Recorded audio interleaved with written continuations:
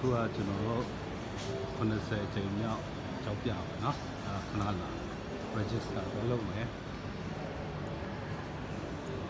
ဒီမှာ register လုပ်ရအောင်ကျွန်တော်တို့ registration လုပ်တယ်ကျွန်တော်ရှုံး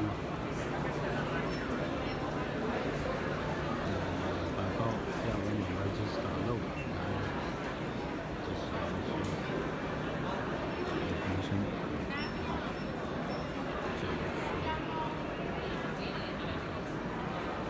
due for the market, and this time when you say lab grown, the price is something higher than synthetic. Actually, it is the same. I have a question also that, somebody told me lab grown, they use the natural seed to produce the synthetic one. But the synthetic presentation on overview of GAT, including our vision, mission, achievement. By learning about this inclusion, you can better understand how to separate them from natural one. This is a breakdown of lab-grown gemstone that have some into the GAT lab for gem identification.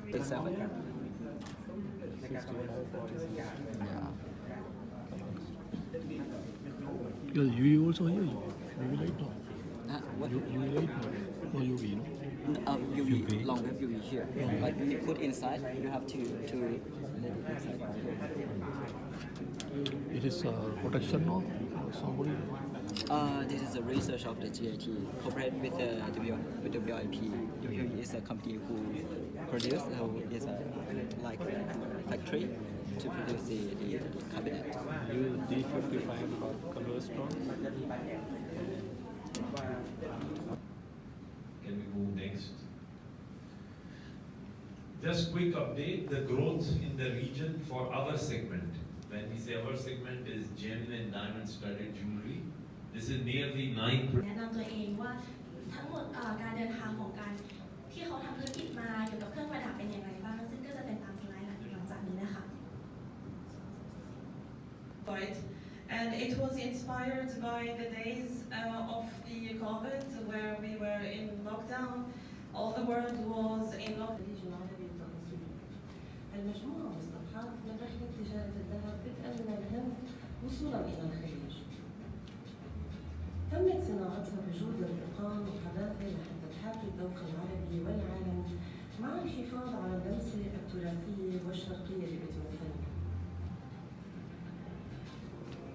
التصميم هو خليط من مجموعة أشكال تكررت ببعض المجوهرات التراثية اللي كانت تلبس على الراس مثل الطاسة وغيرها من زينة الراس. ومقاطع كانت موجودة على هيئة زخارف وجدت على بعض الزوايا في العمارة التراثية مثل البراجيل. وهي مكونة من أجود أنواع الأحجار الكريمة المأخوذة من البلدان اللي بيمر فيها طريق تجارة الذهب، ومن كل بلد أخذنا حجر كريم.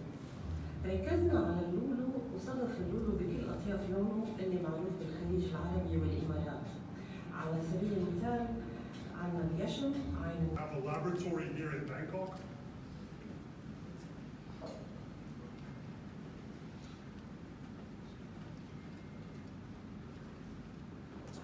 It's me, that's the problem. Where we issue reports on gemstones. I think most people are familiar with our diamond grading services. But if we check them under long wave UV, we see that those 3 stones on the left almost have no fluorescence under long wave UV. While those other 6 are very strong fluorescent, which means that only those 4 stones in the middle would qualify as pigeon blood. So if they get more purple than the one on the right, or if they get more orangey, or the fluorescence gets weaker than that one on the left, they would fall out of the pigeon blood range and they would not qualify for a pigeon blood called at GIA. On the mining itself, as long as that is supported with documentation, and it just puts the rough and the cut together on the same report, which adds a very nice story.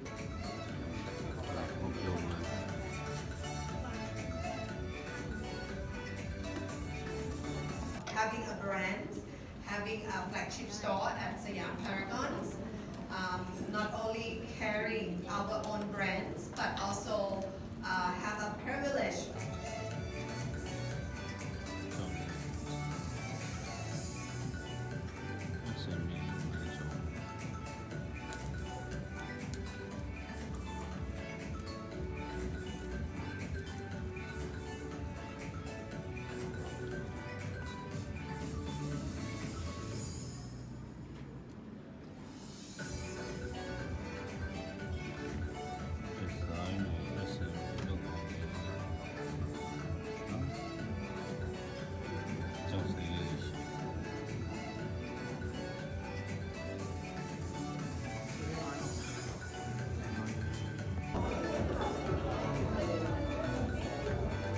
Okay, welcome my students from my universities. Okay, we also that we have the product design and the service designs. But the piece of this one, we call it products. But in the jewelry design, it's emotion. And there's another type of treatment that we also see quite often in the market, which is fissure filling with oil or dye. And usually when I mention that, most people will say, isn't that for emeralds? Isn't oiling an emerald treatment?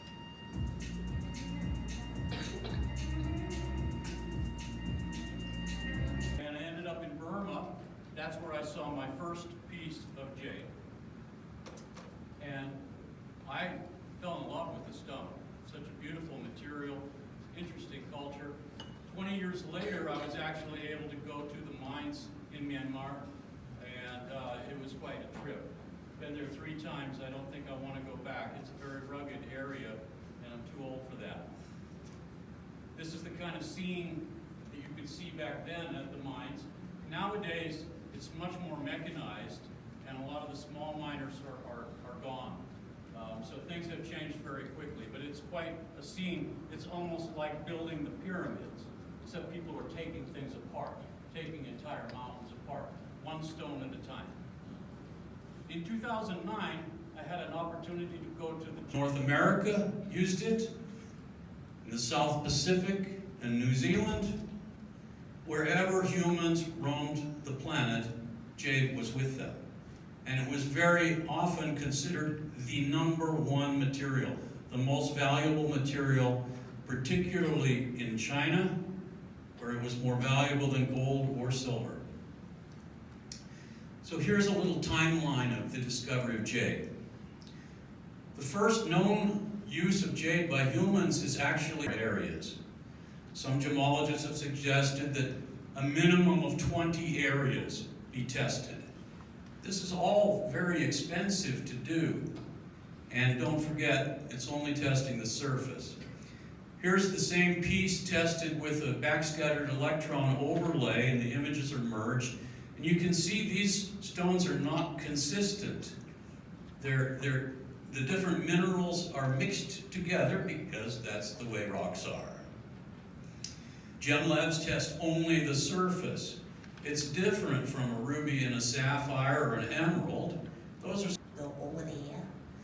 After the PR section, you can look over there. ถ่ายรูปเรียบร้อยนะคะ just only one photo. Okay.